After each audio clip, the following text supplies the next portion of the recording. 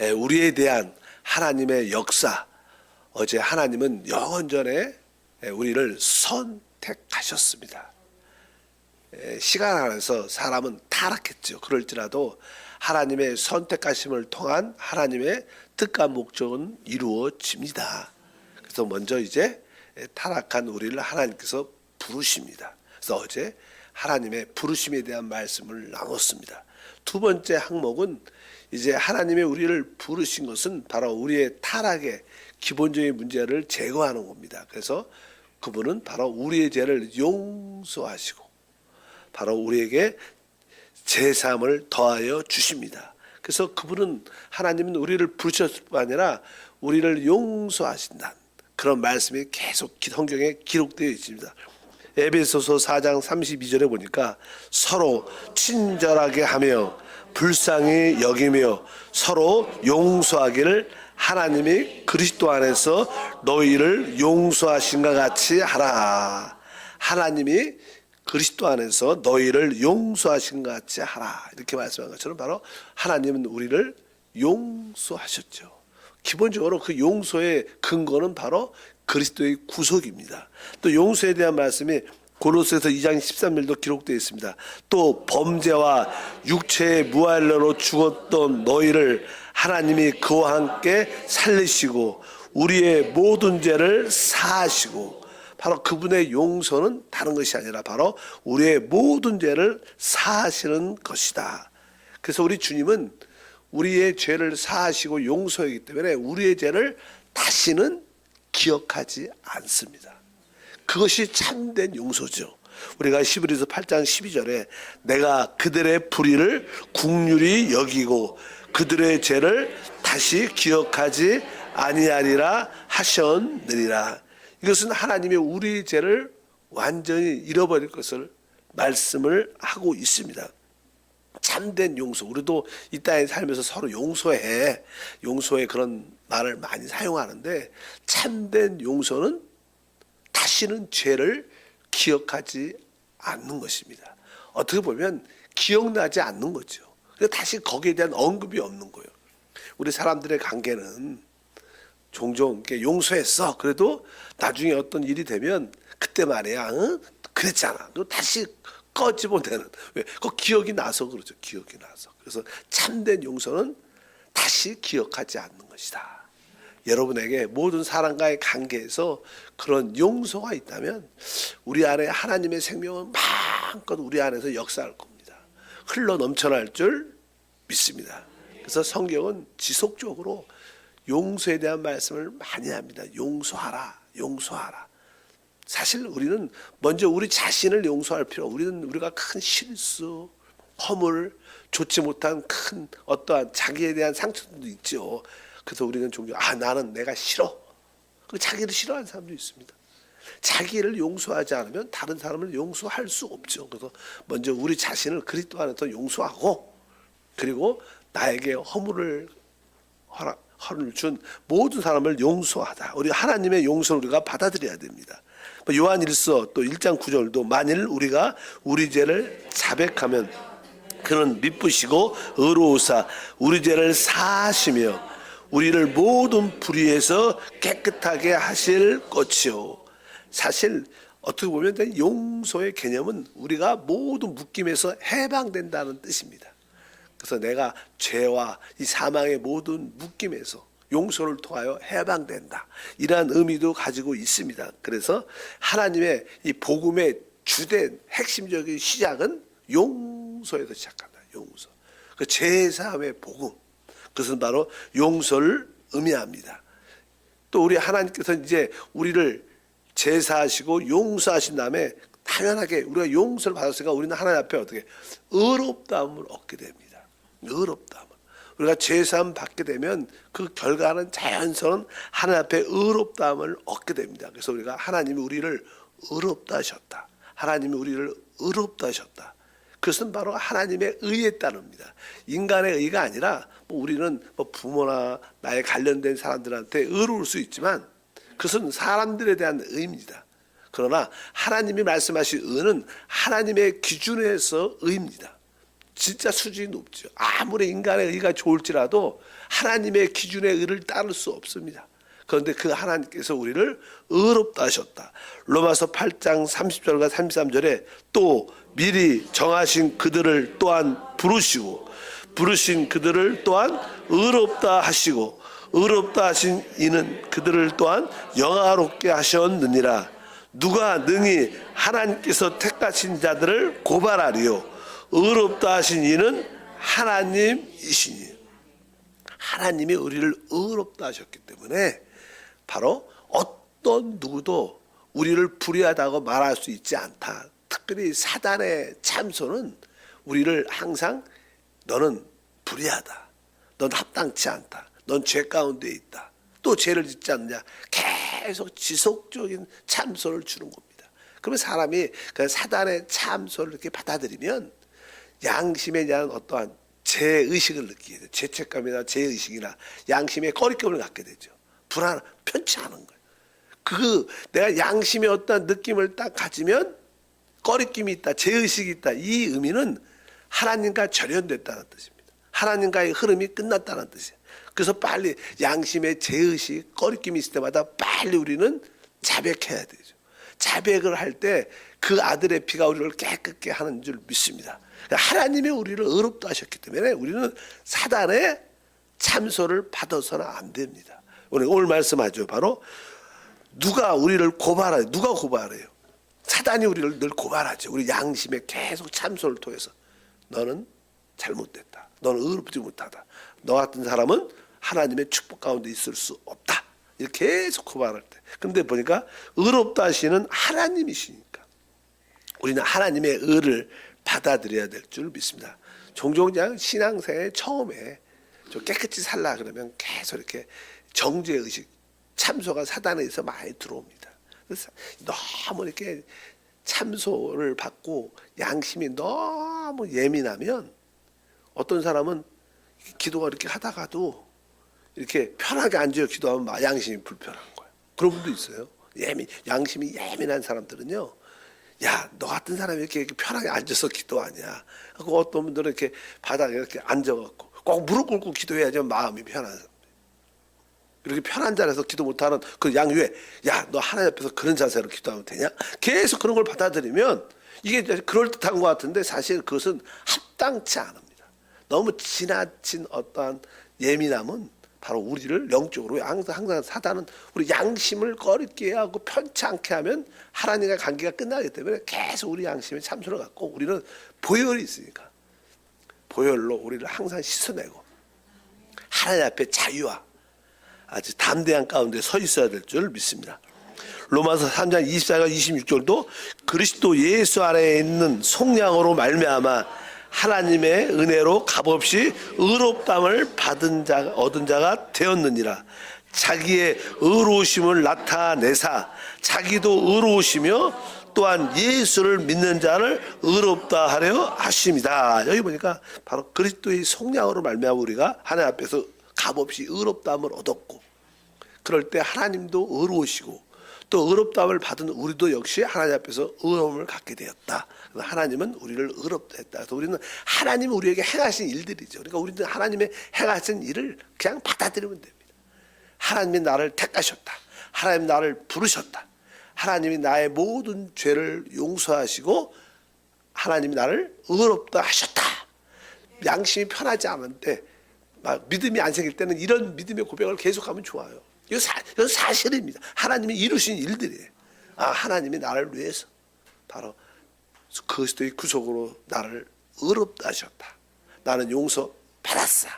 이렇게 담대히 선포하면 우리 안에 불타는 뜨거운 믿음이 생길 줄 믿습니다. 인간의 의가 아니라 하나님의 의의 기준에 따라 우리를 의롭다 하기 때문에 어떤 누구도 정죄할 수 없다. 그래서 우리는 하나님께 나갈 때마다 우리의 의가 아니라 하나님의 의에 따라 사람의 의는 사람마다 다르죠. 사람마다 저 사람보다 내가 더 깨끗해. 저 사람보다 내가 더 의로워. 이렇게 기준적인 모습이 있지만 그러나 그 기준은 절대로 하나님의 의의 기준이 될 수 없다. 그래서 로마서 3장 30절에 말씀합니다.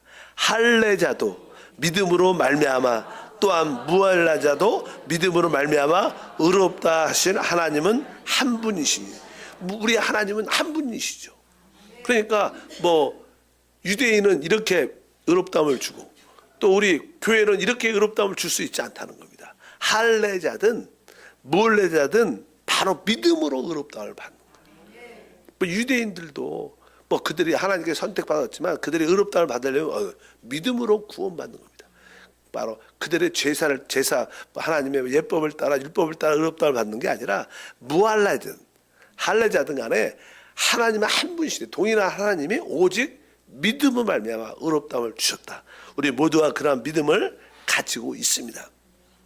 우리가 하나님 앞에 의롭다함을 얻게 되면 어떻게 돼요? 자연하게 하나님과 화목되죠. 사실 하나님과 의롭다함을 주신 이유는 원래 구원받기 전에 우리의 모습은 기본적으로 죄인이죠. 죄 가운데 있는 죄인입니다. 그래서 우리에게 의가 필요합니다. 그러나 성경에 보면 우리는 구원받기 전에 하나님께 죄인일 뿐만 아니라 하나님의 원수였다 이렇게 말해요. 원수. 구원받기 전에 우리의 모습은 뭐예요? 하나님과 원수였습니다. 뭐 죄인을 넘어서 원수. 그러니까 죄인은 하나님과 뭐가 필요해요? 바로 용서가 필요합니다. 죄인이니까. 그러나 또 원수는 뭐예요? 그 원수와 사람이 이렇게 원수와 화목돼요. 화목돼야 돼. 그래서 우리가 의롭다함을 얻는 것은 바로 우리 죄의 문제고, 또 이제 원수였던 그런 입장에서는 하나님께서 우리를 화목하셨다. 그래서 우리가 하나님과 어떻게 했어요? 화목되었다. 이거 되게 중요합니다. 우리 로마서 5장 10절에 말하죠. 곧 우리가 원수 되었을 때 그 아들의 죽으심으로 말미암아 하나님과 화목되게 되었은즉 화목하게 된 자로서는 더욱 그의 살아나심으로 말미암아 구원을 받을 것이니라. 그러니까 우리가 원수 되었을 때, 진짜 하나님 우리를 사랑하신 이유는 우리가 원수였을 때 그 아들을 주신 거예요. 원수였을 때, 죄인을 넘어서 원수였을 때 그 아들을 주심으로 말미암아 우리가 하나님과 화목되고 그 결과 그분의 생명을 얻어 그 생명의 구원을 누리게 될 것이다.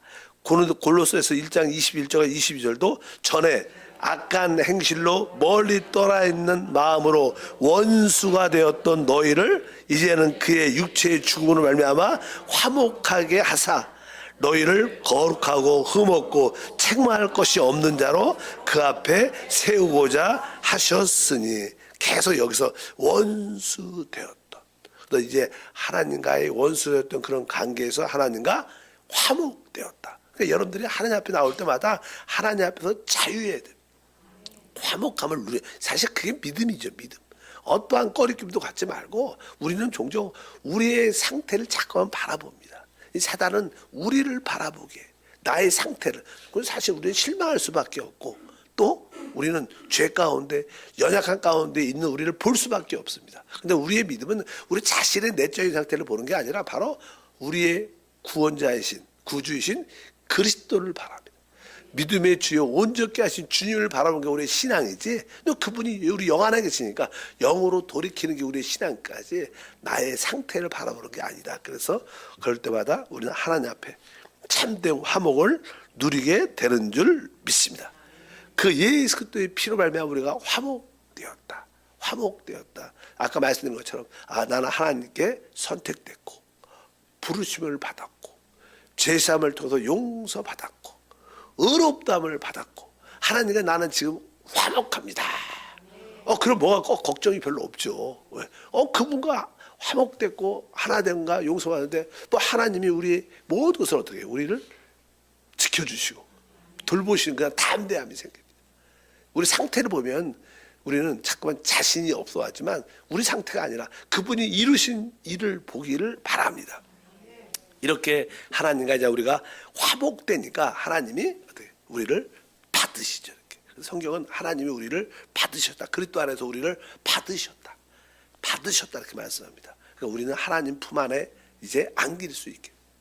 여러분 모두가 하나님 안에 화목됨으로 말미암아 하나님 안에 안기신 축복과 은혜가 함께할 줄 믿습니다. 그리고 나서 이제 생명적인 관점에서 바로 우리는 거듭나게 하시죠. 하나님 우리를 거듭나게 하십니다. 사실 이게 지금까지 이러한 문제는 이렇게 소극적인 기본적인 문제, 죄의 문제, 원수됐던 문제, 그리고 양심의 문제를 다 처리하는 문제입니다. 그러나 하나님 목적은 우리를 하나님의 참된 아들로 만드는 거예요. 그래서 하나님의 모든 것을 유업으로 그분과 함께 이 우주를, 이 땅을 통치하도록 만드는 게 하나님의 목적입니다. 그러려면 뭐예요? 그분의 생명을 줘야 되는 거예요. 결국 하나님의 목적은 뭐예요? 이제 소극적인 실패했던 것은 다 끝을 내고 이제 하나님의 목적을 이루는 하나님의 생명을 우리에게 분배하고 나눠주는 것인데, 그것을 뭐라 그래? 거듭남이라. 그래서 하나님이 우리에게 하신 이제 그 다음 항목은 우리를 거듭나게 하십니다. 베드로전서 1장 3절에 말씀합니다. 우리 주 예수 그리스도의 아버지 하나님을 찬송하리로다. 그의 많으신 국률대로 예수 그리스도를 죽은 자 가운데 부활하게 하심으로 말미암아 우리를 거듭나게 하사 산 소망이 있게 하시며. 사실 우리를 거듭나게 하사, 여기 거듭나게 하셨다. 뭐 하나님의 생명, 교회라는 영원한 생명을 우리에게 주시는 겁니다. 그래, 우리가 하나님의 계획과 목적을 이루는 자가 되니까 우리에게 진정한 소망이 있는 거예요. 우리에게 소망이 있다는 뜻은 뭐예요? 우리가 거듭났다는 거예요. 우리 사람이 거듭날 때 하나님의 영원한 뜻과 목적을 이루는 축복을 갖게 돼요. 그것이 참된 우리의 축복인 줄 믿습니다. 그래서 우리에게는 뭐예요? 진짜 살아있는 소망이 있어요. 살아있는 소망은 거듭남을 통해서 갖게 된 거예요. 야, 내가 하나님의 생명을 통하여 하나님의 뜻과 목적을 이루고 영원한 영광 안에 참여하는구나. 이것이 어떻게 보면 우리의 진정한 소망인 줄 믿습니다. 그래서 산 소망은 거듭남을 통하여 갖게 되는 거예요.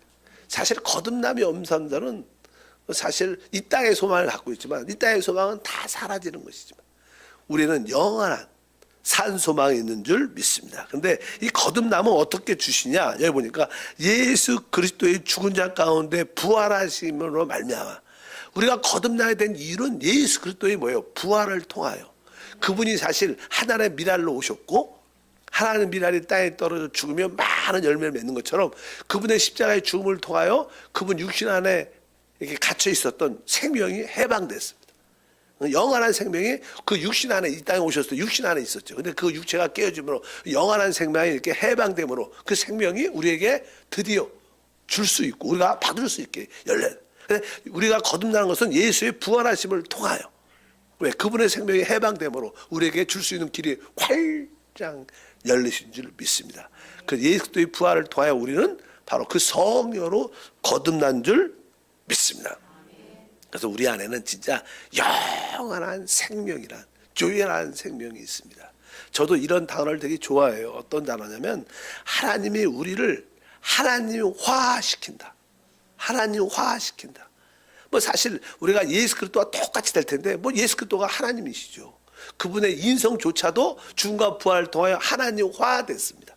이렇게 성경에서 말씀합니다. 그래서 우리 역시 이제 영이 거듭남으로 조회화됐어요. 우리의 생각, 혼도 계속 변화를 통하여 조회화될 것이고 주님이 다시 오실 때 우리의 이 썩을 몸도, 죄의 몸도 결국 어떻게 영의 몸으로 조회화될 겁니다. 그럴 때 우리는 하나님의 완전한 아들이 될 거예요. 그 생각만 해도 어떤 기쁨이 있는 것 같아요. 야, 내가 영적으로 또 마음, 혼적으로 이 육신도 완전히 하나님의 조회로 쫙 세워지면 그 생명을 최고로 누리는 거죠. 진짜 그 자유함, 그 놀라운 파워, 능력, 기쁨, 행복, 진짜 모든 적극적인 모든 요소들이 다 우리 안에 체험되는, 하나님은 결국 우리를 지금 어떻게 조회화시킵니다. 우리의 영은 조회화됐고 우리의 생각은 계속 새롭게 변화됨으로 조회화되고, 그래서 영의 생각, 이렇게 말해요. 영의 생각은 생명과 평강이다. 이 생명이라는 단어가 조회라는 단어입니다. 계속 우리가 영의 생각을 영 안에 두면 우리의 생각조차도 조회화된다는 거예요. 결국 우리 안에 계신 성령으로 말미암아 우리의 죽을 몸도 결국 어떻게 조회화되는, 살아나는, 다시는 죄가 없고 다시는 아픈 곳이나 고통 곳이 없는 영원한 영의 몸이 될 줄 믿습니다. 그래서 우리 주님은요 영이시지만 그분은, 영이라는 뜻은요 부활한 몸을 가지신 영을 의미하는 겁니다. 그냥 뭐 천사도 영이죠.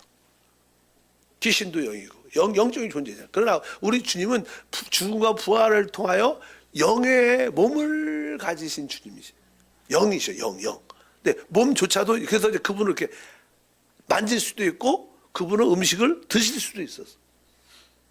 그 영의 몸을 가진 거, 그러니까 몸이 없는 영만 달라 있는 게 아니라 그분은 영의 몸. 우리도 결국 나중에 뭐요? 이 영에 서로 이렇게 살아가면 이렇게 허그 이렇게 안으려고 하는데 영이면 어떻게? 이게 안어지겠어요, 이게? 그러나 진짜 우리는 어떻게?